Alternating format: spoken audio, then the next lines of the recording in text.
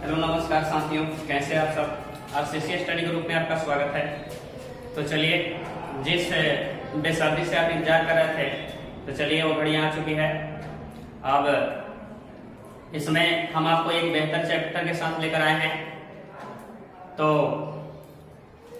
देखने वाले हैं इसमें एवोल्यूशन, चैप्टर नंबर 7 है आपका एवोल्यूशन, दैट मीन्स क्रम विकास। क्रम विकास मतलब क्रमिक हुई घटना। मीन्स ये हुआ कि पृथ्वी पर जीवों की उत्पत्ति क्रमानुसार कैसे हुआ, इसके बारे में चर्चा करने वाले हैं।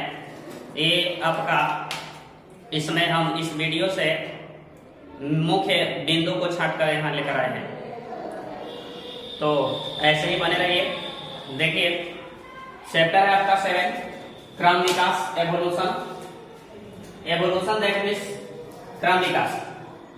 तो देखिए, कहता है कि जीवों के विकास के बारे में जब हम अध्ययन करेंगे, पृथ्वी पर जीव कैसे आए, किस तरह से क्रमिक घटनाएं हुई, तो अगर जीवों के विकास के बारे में अगर हम अध्ययन करें तो उस बायोलॉजी को कहते हैं एवोल्यूशनरी बायोलॉजी, दैट मीन्स जैव विकास विज्ञान कहते हैं उसको।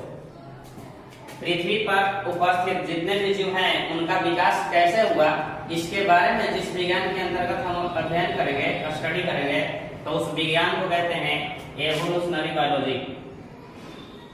Evolutionary biology. अब ये विकास जो शब्द आ रहा है, तो ये विकास शब्द के उत्पत्ति किसने की है?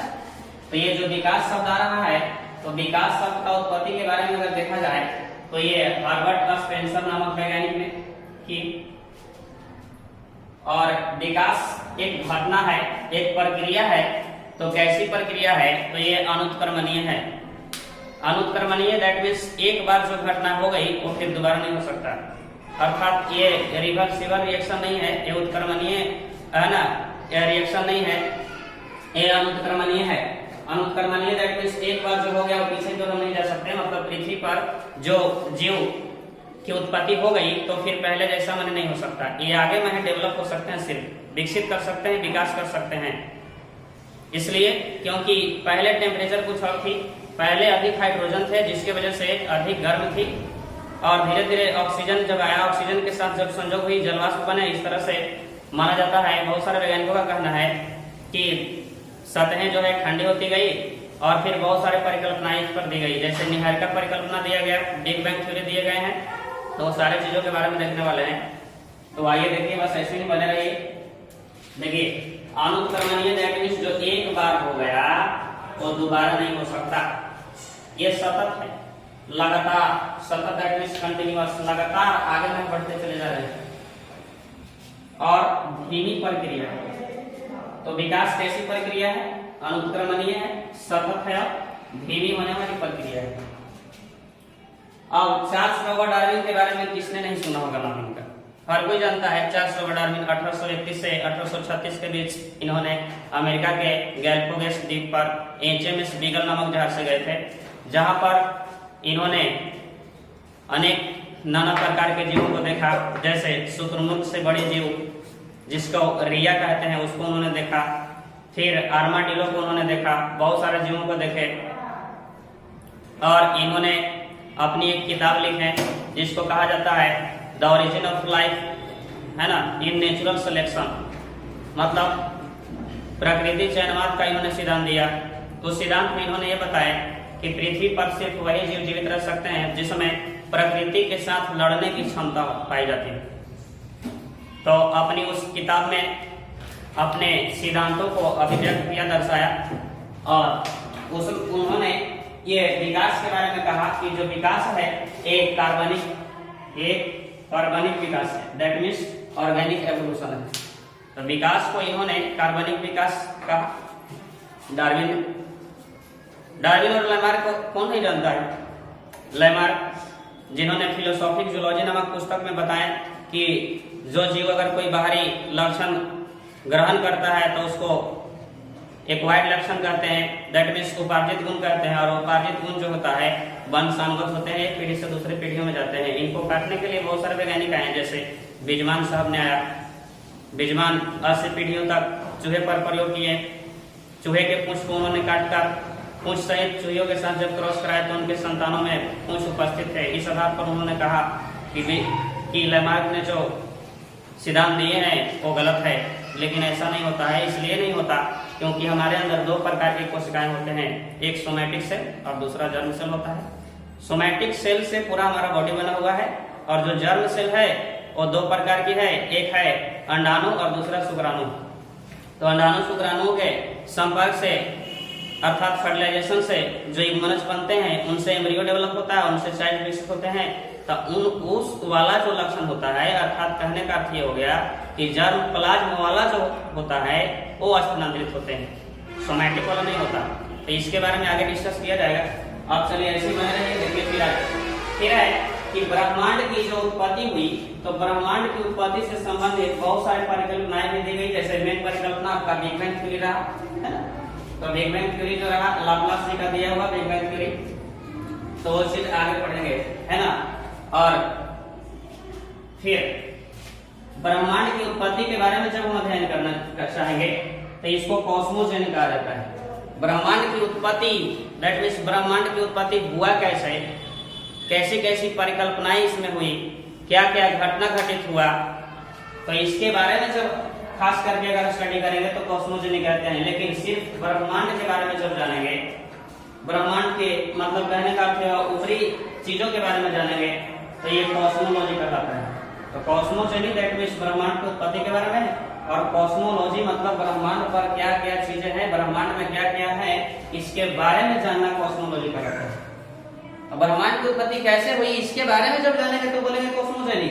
लेकिन ब्रह्मांड में क्या क्या है, जैसे ब्रह्मांड में आकाशगंगा है, नक्षत्र है, तारे हैं, एस्टेरॉयड है, इनके बारे में जब जानेंगे तो कॉस्मोलॉजी।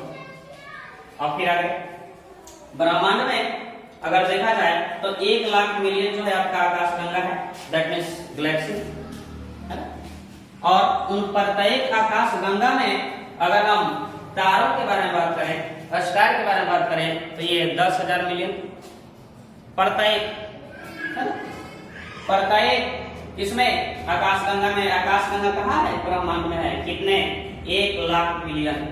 और उन प्रत्येक 1 लाख मिलियन आकाशगंगा में अगर हम तारे के बारे में बात करें तो एक है ना, एक आकाशगंगा में 10,000 मिलियन जो है वो तारे हैं। तो आप समझ सकते हैं तारे कितनी होंगी। 100 बिलियन नक्षत्र हैं।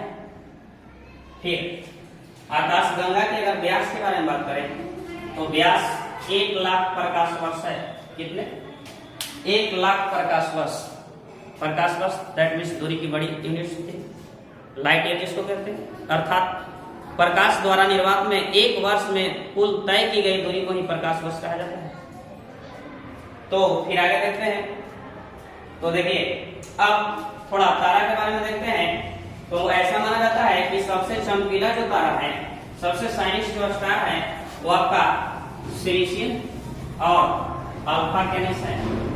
ये 2 ऐसे तारे हैं जो अधिक चमकीले हैं। और इसके अतिरिक्त एक ऐसा तारा हुआ जो धूल और गैसों के बादल से बने, और वो जो है उसको इंग्लिश में नेबुला कहते हैं और हिंदी में निहारिका कहा जाता है। अर्थात निहारिका एक ऐसे तारा है जो गैस और धूलकण के बादलों से बनी हुई है। इस पर बहुत अधिक हाइड्रोजन थे, जिसके वजह से इसकी सतही टेम्परेचर बहुत ज्यादा था, बहुत ज्यादा। जैसे सूर्य का 6000 डिग्री सेल्सियस टेम्परेचर है सब, उससे भी कई गुना ज्यादा। आप समझ रहे हैं, तारे बहुत कई गुना ज्यादा सूर्य से बड़े हैं। फिर आगे निहारिका के बारे में अर्थात नेबुला के बारे में जो सर्वप्रथम वैज्ञानिक बताने वाले थे उनका नाम कांट है। इन्होंने 1955 में बताया निहारिका के बारे में। अर्थात ऐसे तारा जो धूल और गैसों के बादलों से बने हैं। सबसे पहले 1955 में कांट वैज्ञानिक। अब जो कांट बताए तो इनमें कुछ प्रॉब्लम रह गई, इसमें कुछ त्रुटियां रह गया, कुछ परेशानी, कुछ दिक्कत रह गई, सारे बातों को उन्होंने नहीं बता पाए। तो इसके संदर्भ में है ना, मतलब रही हुई बातों को और विस्तार पूर्वक जो बताने के लिए आए उनका नाम लाप्लास था। लाप्लास ने कहा 1976 में उन्होंने बताया। और ये जो परिकल्पना रही इसी को निहारिका परिकल्पना के नाम से जानते हैं। निहारिका दैट मीन्स नेबुला के बारे में पूर्ण रूपे न बताना। इन्होंने बताया कि जो नेबुला है यानी कि धूल कण और गैसों के बादल से जो बनी ये तारे हैं, ये तारे अधिक गर्म है, इसलिए गर्म थे क्योंकि उस पर हाइड्रोजन था। और धीरे धीरे ऑक्सीजन के साथ जब संयोग हुई जलवाष्प बने तो फिर इसकी सतहें धीरे धीरे ठंडे होते गई, फूलते गई और फूलते फूलते इस तरह से 9 रिंग्स बने, 9 छाले बने और इन्हीं 9 छालों से ग्रह बने दैट मीन्स प्लैनेट्स बने। और कितने 9 ग्रह बने। सबसे अब उसी में से एक बीच में बना सूर्य बने जो सौर परिवार का मुखिया कहलाते हैं। तो उनके संपर्क में उनके पास में जो ग्रह बने और बुध जिसको मरकरी कहते हैं उसका बुध, फिर शुक्र, फिर पृथ्वी, फिर मंगल, फिर बृहस्पति, फिर शनि, फिर यूरेनस, फिर नेपच्यून, तब फिर प्लूटो जो 2006 में प्लूटो को हटा दिया गया। इसलिए हटा दी गई क्योंकि वो अन्य ग्रहों की अपेक्षा अपनी ऑर्बिट में विपरीत डायरेक्शन में घूमते थे, इसलिए। तो फिर यहाँ पर जो हम बात करने वाले हैं, तो जैसा कि अब जितने भी यहाँ पर ग्रह रहे तो सभी ग्रह का उपग्रह नहीं होता। जैसे बुध हो गए, शुक्र हो गए, प्लूटो हो गया, इनका कोई उपग्रह नहीं होता। लेकिन पृथ्वी का एकमात्र उपग्रह जिसको चंद्रमा कहते हैं, पृथ्वी को नीला ग्रह कहा जाता है। इसलिए कहा जाता है क्योंकि यहाँ पर 3 हिस्से में जल है, इसके वजह से, और सब ज्यादातर महासागरीय जल आप समझ रहे हैं, तो इसके वजह से इसको नीला ग्रह के नाम से जानते हैं, ब्लू प्लैनेट्स कहते हैं, जैसा कि यहाँ पे मैंने लिख रखा है। उसके बाद मंगल है जिसको मार्स कहते हैं, लाल ग्रह के नाम से जाना जाता है। इसके मात्र 2 ग्रह हैं, एक डिमोस और दूसरा फोबस।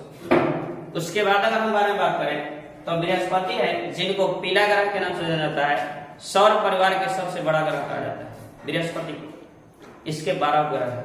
इस बृहस्पति के चारों ओर घूमने वाला एक उपग्रह है जिसका नाम गैनीमेड्स होता है, गैनीमेड्स।